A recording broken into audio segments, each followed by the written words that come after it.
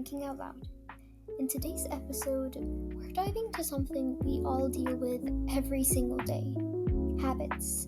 Whether it's your morning coffee, exercising, or the way you react to certain situations, your brain is constantly shaping the routines that make up your life.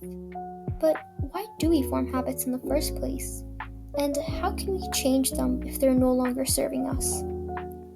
Let's explore how your brain builds, maintains, and even breaks habits. What is a habit?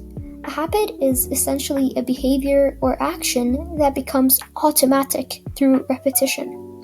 Think about brushing your teeth, tying your shoes, or even the route you take to work.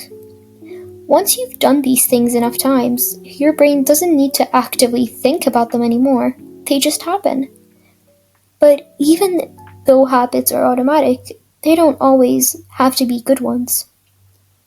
In fact, the brain is wired to form habits because they save mental energy.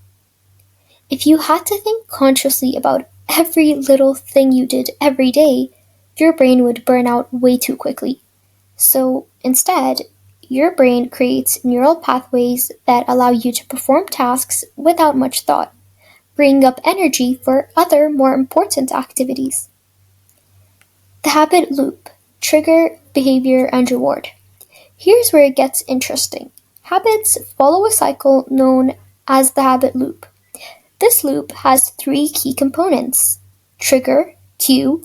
This is the event or situation that starts the habit. It could be a specific time of day, an emotional state, or even an external event. Then we have behavior or routine. This is the habit itself. The action you take once the trigger happens. It could be something like eating a snack when you're bored or going for a jog when you're feeling stressed. And then finally, reward. This is what your brain gets in return for completing the habit. The reward reinforces the behavior, making it more likely that you'll repeat the habit in the future. For example, when you exercise, your brain releases endorphins, which create a feeling of happiness or satisfaction, making you want to do it again. Several areas of your brain are involved in forming and maintaining habits. The most important one is the basal ganglia. This region is responsible for motor control and habit formation. When you repeat a behavior enough times, the basal ganglia stores it as a routine, making it easier to do without thinking. The prefrontal cortex, which is responsible for decision-making and self-control, also plays a role in the early stages of habit formation. At first, your brain has to consciously decide to engage in a behavior, but over time, as the behavior becomes more automatic, the prefrontal cortex's involvement diminishes, and the basal ganglia takes over. Habits are tough to break because they become ingrained in your brain's wiring. Once a habit is established, the brain becomes more efficient at carrying out the behavior, and it requires way less effort to do it. This is great when the habit is a positive one, like exercising or reading, but not so great when it's a bad habit. For example, when you're stressed, you might have a habit of reaching for junk food.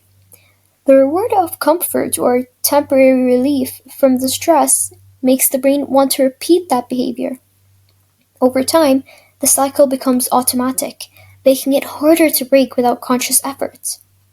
If you're looking to build a good habit, it's important to understand the habit loop and work with it, not against it. Here's how you can create some new habits. You can start small. Begin with a behavior that's easy to incorporate into your day.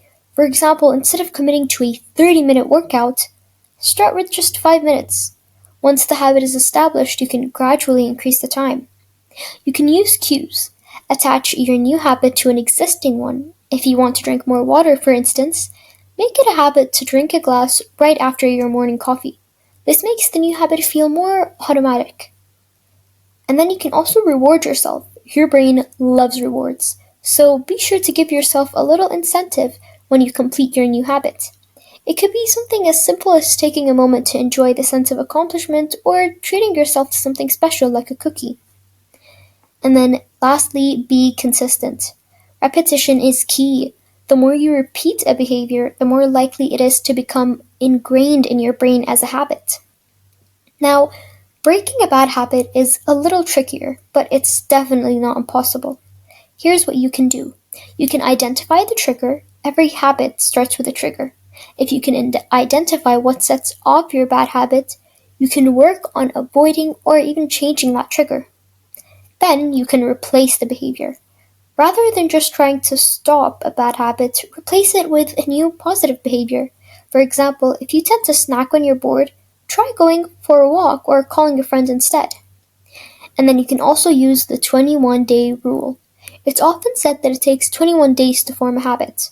While this isn't a hard and fast rule, consistency over time is important. Commit to making small changes and stick with them. And then lastly, be patient. Breaking a habit takes time and effort, but don't be discouraged if you slip up.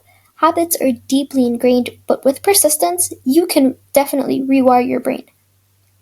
Habits are more than just routines. They're a powerful part of your brain that works to save energy and make decisions easier, whether they're helping you reach your goals or holding you back. Understanding how your brain forms and maintains these habits can give you the tools to make positive changes in your life. Thank you for tuning in today. I hope this episode helps you understand the science behind habits and how you can start creating the habits that align with your best self. Take care of yourself, and I will see you in the next and last episode.